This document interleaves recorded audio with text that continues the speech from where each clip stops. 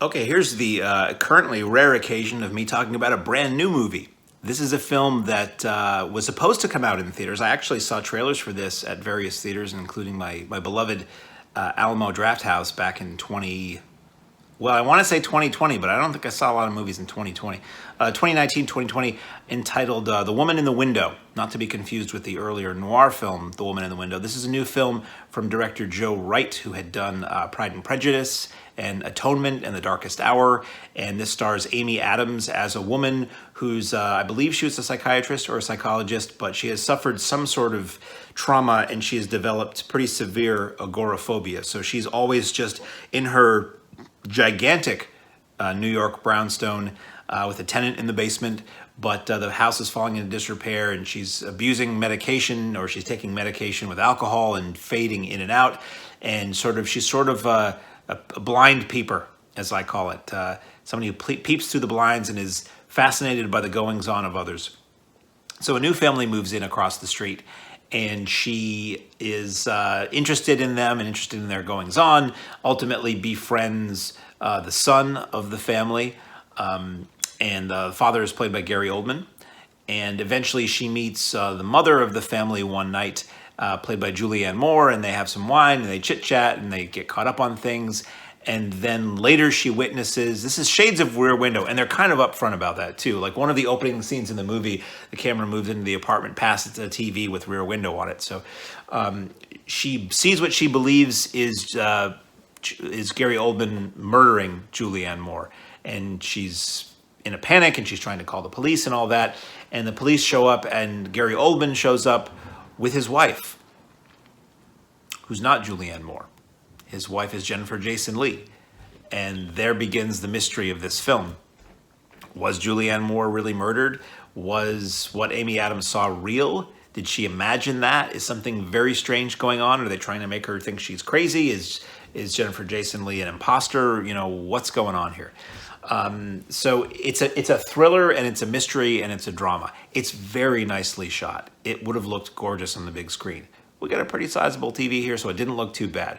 I was actually surprised to see this just pop on Netflix. When I knew it was coming on, I thought it was one of those deals with HBO Max where they, for this year at least, they get all of a certain studio's films for the first 30 days simultaneously with theatrical, and then it goes just to theaters before eventual video. But no, this is straight to Netflix. It's there now in perpetuity, or at least until they don't carry it anymore. And I didn't think it was very good, actually. Amy Adams is always good. Everybody in it is good, I think.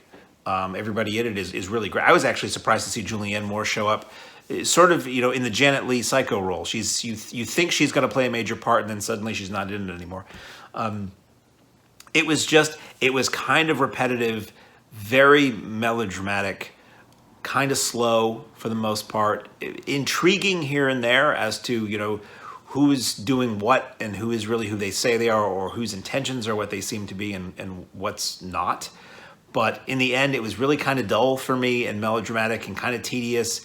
And then there's a big twist, and then it gets dumb and ridiculous. It becomes what I used to call, it isn't really this, but I used to refer to the Duel of the Titans. You could watch almost any Hollywood thriller or action movie, and it would be mostly real world kind of stuff. But then in the end, Cobra is one I always think of, or Breakdown. In the end, it's Breakdown. It's relatively something that could happen, really. And then it's Kurt Russell standing on top of a truck that's hanging off a bridge, duking it out with a guy.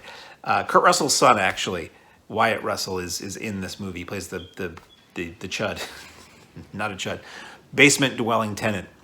Or Cobra, where Cobra it's a marginally realistic cop movie, but then at the end he has to hang the bad guy on a hook and push him into a fire in a foundry. It's just ridiculous. So this movie gets sort of on that level where it's pretty realistic, and then something is revealed and it becomes a big dumb horror action thriller whatever that in no way matches the tone to what you saw earlier.